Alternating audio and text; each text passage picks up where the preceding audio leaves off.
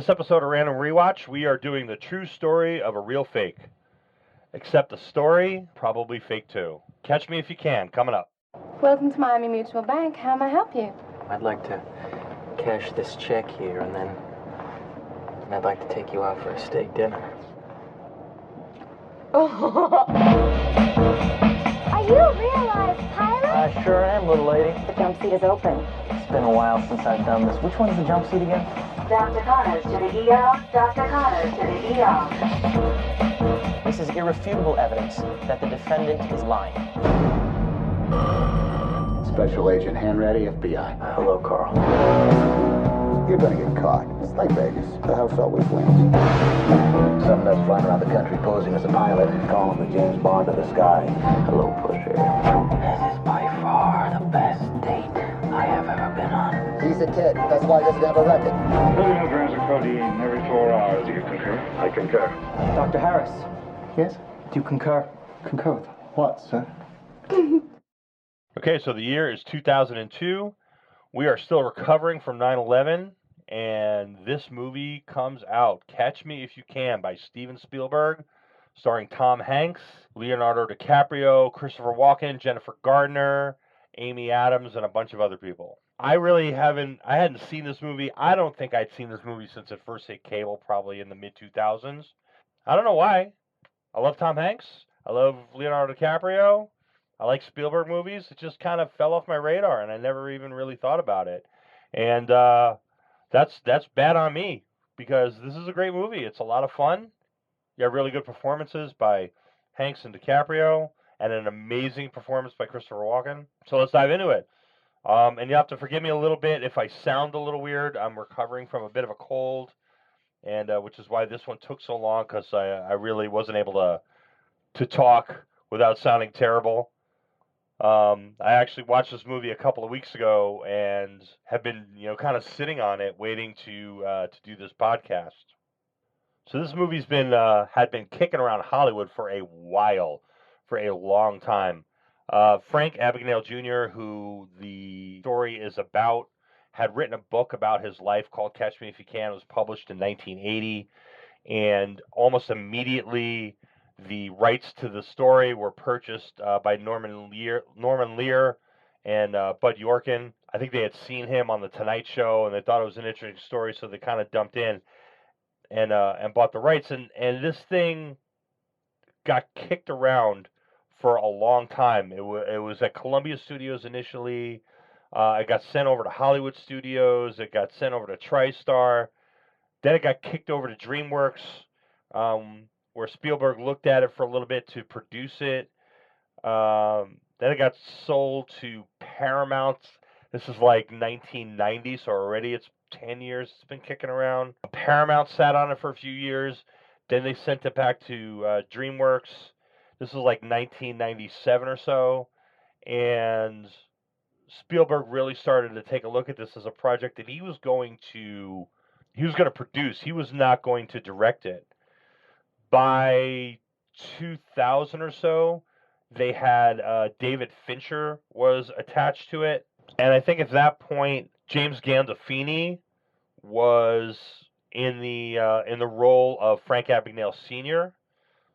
At some point, Fincher dropped out to do Panic Room, and they brought Gore Verbinski in, and he was going to direct it.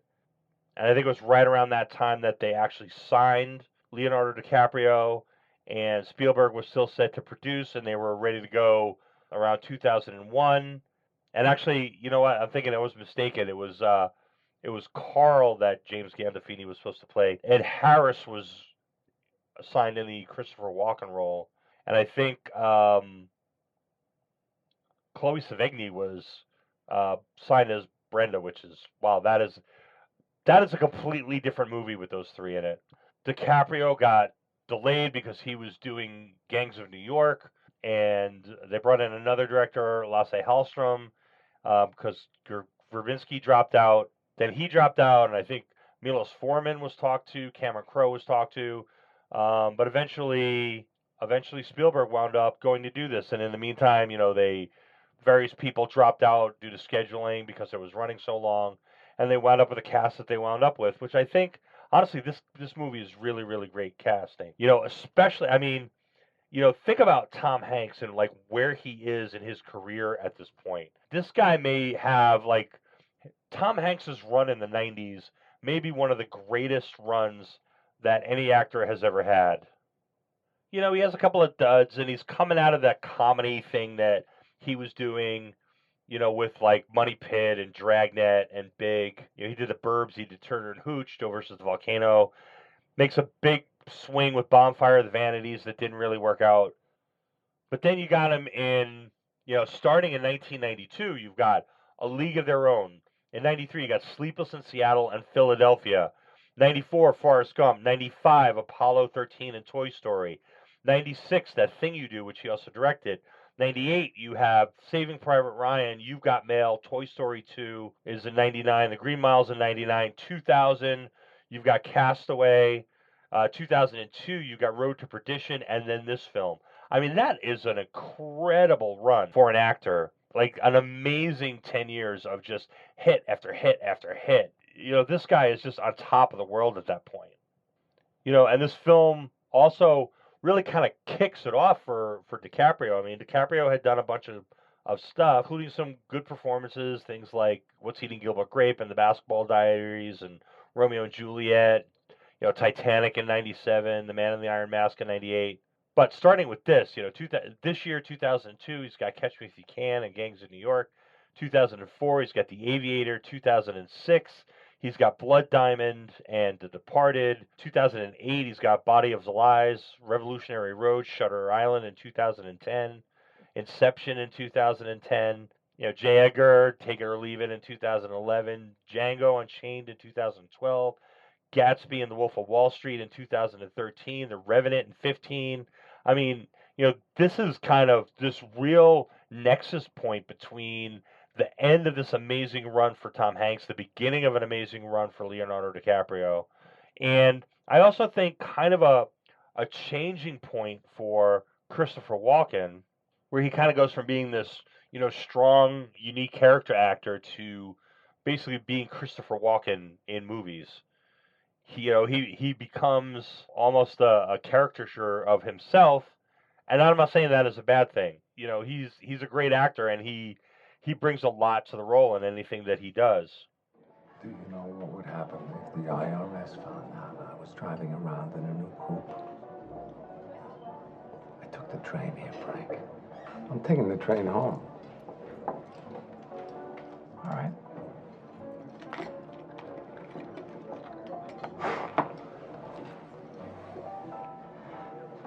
I have plenty of money.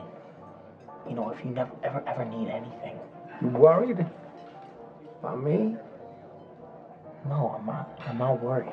You think I can't buy my own car? 2 mice fell in a bucket of cream, Frank. Which one am I? Yeah, that's second mouse. So looking at the movie itself, I mean, I think this is another example of Steven Spielberg doing this kind of broken home father issue kind of movies that he's always done, where you look at, even going as far back as like Close Encounters, Richard Dreyfuss's character, obviously a terrible father, obviously neglecting his family due to his obsession with the aliens. Even going back to Jaws, Roy Scheider's character, who's probably not the greatest parent in the world and definitely gets focused on what he's doing, all the way out through to Fabelmans. I've heard it said that Catch Me If You Can and Fabelmans are kind of like bookends of a story. And Spielberg's always had been even throughout his career, he's been exploring this kind of idea of families and family dynamics. E.T.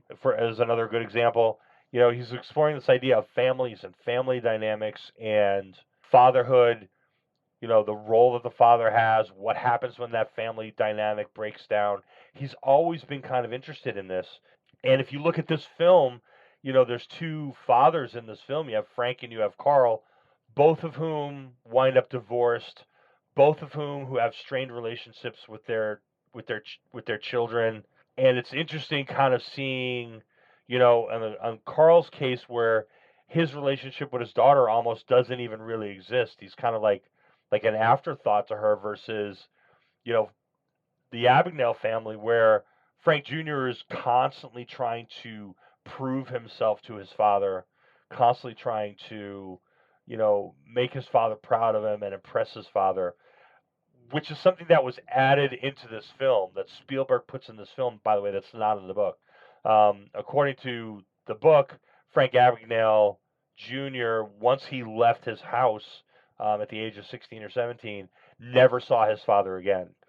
And Spielberg kind of turns that around and makes it that, yeah, he left his house, but he spent his life trying to please his father and make his father proud of him. And one of the things that really struck me on this is why this film was so popular. Is I think a lot of it has to do with the way, like, lifestyles are portrayed. It's kind of like the innocence of the '60s almost. This film takes place in the '60s, and where airline pilots are looked up to as like these jet-setting, debonair, really cool guys that everybody's in awe of because they get to fly all over the world and they get to fly these airplanes, and especially captains, they're in charge of the destinies of their air crews, so to speak. And I think one of the quotes in this film is, people believe what you tell them. And I think it's Spielberg's vision of the '60s in this film. People wanted to believe Frank when he would tell them the things. He would tell them he's an airline pilot. He would tell them he's a doctor. He would tell them he's a lawyer. Whatever it was he said to them, I think people wanted to believe him. There was this kind of, like I said, this innocence of the '60s, and I think watching this film in the early 2000s, coming out of the horror of 9/11, coming out of the uncertainty of the world in those years, looking back with nostalgia at this innocent time where somebody could say something and you would believe them, or thinking about like how horrible it was to fly in the early 2000s, even up to today. I mean, flying today is not a great experience, between check-in and taking your shoes off and going through the scanner and maybe getting a pat down and having your bags gone through and then being squeezed into an airplane, cattle call, boarding calls, get squeezed into these tinier and tinier seats, upcharged for everything. It's not a fun experience anymore.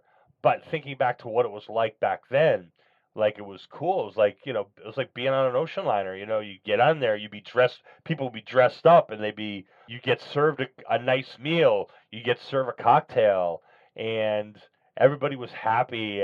You were going someplace that made you happy, or you were a business traveler and you were being treated right and living large. It was just kind of this thing that doesn't exist anymore for most people. And for most people, flying today is kind of a painful thing. And so I think there's this charm to it. There's this nostalgia to it. There is this idea of it was a simpler time where you could believe something that somebody told you, and you could just enjoy traveling. And yeah, these guys like airline pilots, they were looked up to. I remember, being a kid in the '70s and going on flights, and I was in awe of the airline pilots. And back in those days, like, they would let kids go into the cockpit, and you get a little set of wings, and I had a set of American Airline wings that I had for years because they were so cool. Little metal airline wings, almost just like the ones the pilots would wear. It just seemed to be a better time. And even if you look at the way that Carl and Frank, they respect one another. They're not mortal enemies. They probably at some level have a grudging admiration for one another. I mean, look at Frank calling Carl every year on Christmas Eve. Hello, Carl. Hello. Barry Allen, Secret Service.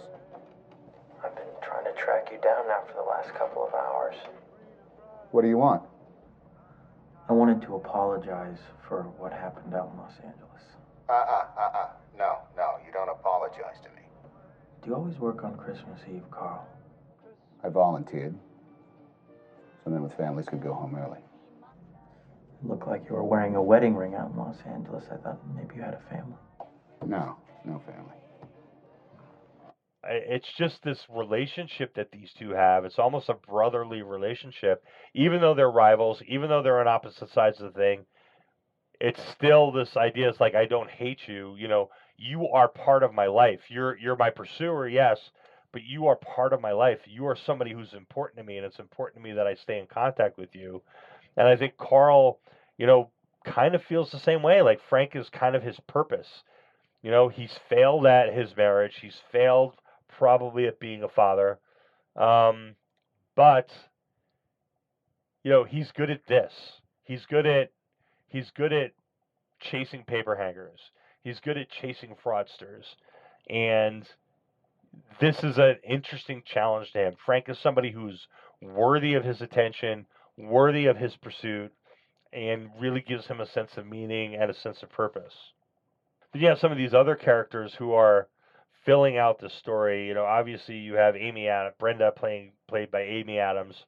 I have forgotten how good she was in this. I have forgotten how young she looked in this. Obviously the braces make her look younger, and the way she's acting make her seem younger. But she really comes across good in this.